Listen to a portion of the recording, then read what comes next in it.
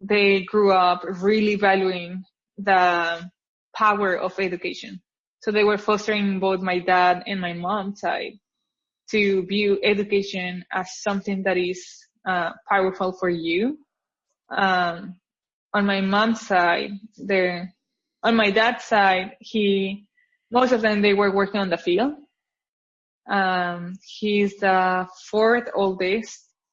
And then he's like, okay, that I want to go with you, go and get cotton with you. And he was like, I don't think you're made for this.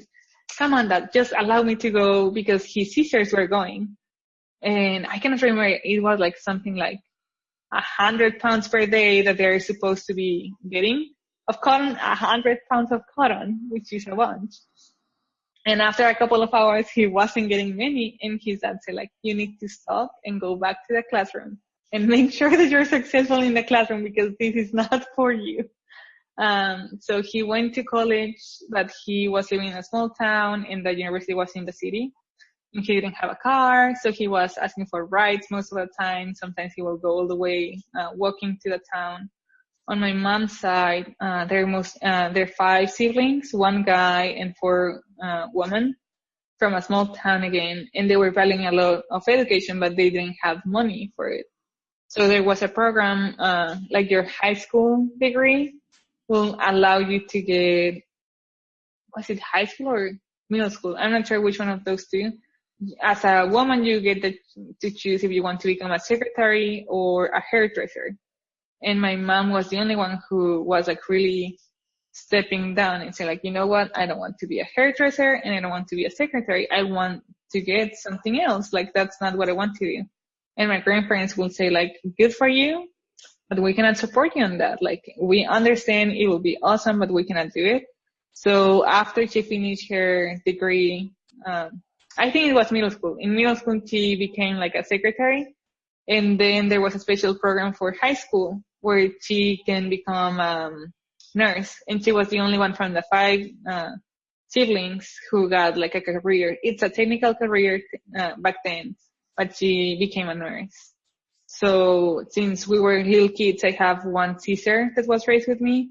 We were really encouraged to value the power of education and still not being pushed towards like, you need to have straight A's. And we were doing the homework without them.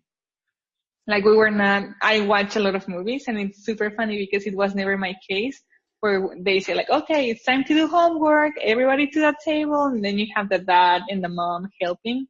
Never my case. Like, it was like, you will know if you have homework or not. So I was really good at school. Like, I won't have a lot of A's, A minus or something like that. And then one time I told my mom like, I don't want to do homework. And she's like, okay, don't do it. And I'm like, what? Well, if you don't want to do it, don't do it, but just deal with the consequences. It's going to be, she kept saying like, the grade that you get is for you. It's not for me. I already went to school. So if you don't need an A, don't get an A. And I was like, oh my God. Well, most of my friends were in the opposite side. You must have an A. You must have like do this, do that. So it was really them giving us the value of it and not the pressure. So, yeah. Does that cover the question? Yes. Just a few more about the family. So you grew up with both of your parents? Yeah, I grew up with both of my parents. Okay. And you already said that your mom went to school for nursing and your dad went to college. So what was the highest degree obtained by either one of them? So I think back in the days of my mom, it was like high school level. Here, it was like a special kind of high school. And for my dad, it's a bachelor degree. All right. So it seems that your family believes that college is or education was very important. And so what were your reasons for deciding to go to college? I love learning. I really like learning. And I knew since my passion was mathematics and physics, those are things that you don't learn that easily outside of school. So I know there are other kind of learning experiences that doesn't require you to go to college, but the kind of thing that really interests me. I needed someone who knew a lot of science or who knew a lot of math so I can learn those things. So for me, I never knew what it meant or how it looked like, but for me, it was always making, like, as I was going to middle school and I learned about physics, I'm like, oh, it makes sense that now I can go to high school so I can learn more about those things. And then when I covered all of the science courses in high school, I'm like, it makes sense. If this is what I like, then I should go to college. And grad school was out of nowhere. Grad school was because of my internship, and he told me, like, would you like to get in? And I was like, well, I think it makes sense because what I've been studying is just the physics side, but what I want to do is physics education research. And even though I have been working with that for the last year and a half, I don't really know what it means. So what did getting a college and a graduate education mean to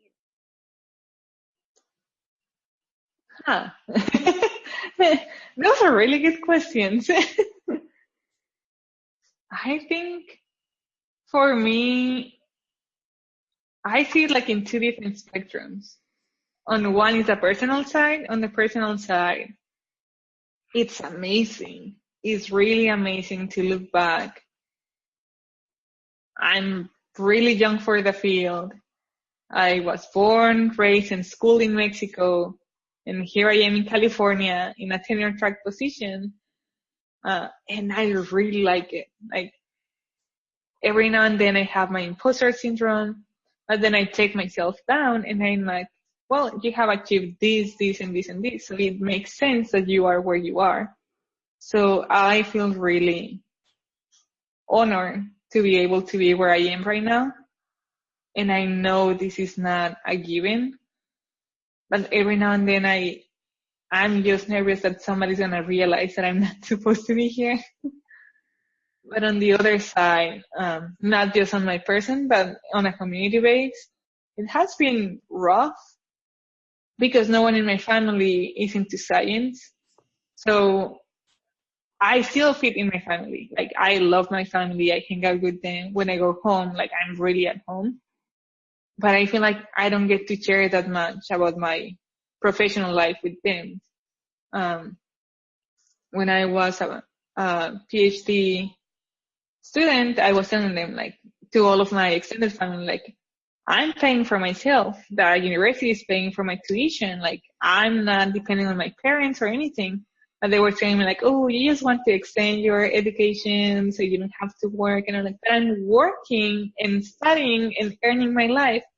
And the fact that it's physics, and now the fact that I did a PhD or a postdoc, or now I'm a professor at the university, it's really complicated to fully share what it means. They think, like, when in the summer break, they say, like, why do you complain that you have so many things to do when you have like 2 months free? And I'm like, but it's not, because that's when I get to do my research, or I go to the conferences, or I do this and that. So it's really if it's just about me, it's awesome. I feel great. I feel this is my place. This is what I love.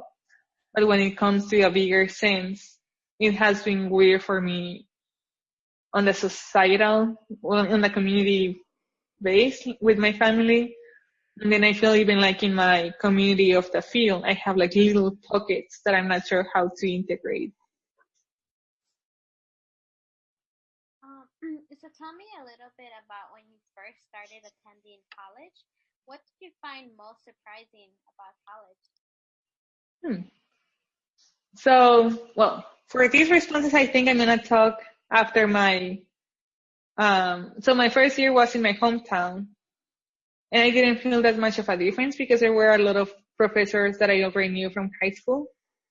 So I'm going to be talking about like from my second year to the end of my college experience. I moved away from home. It was not driving distance. It was like a flight. And I got there when only one friend that I knew was living there. So he was my liaison. So I felt overwhelmed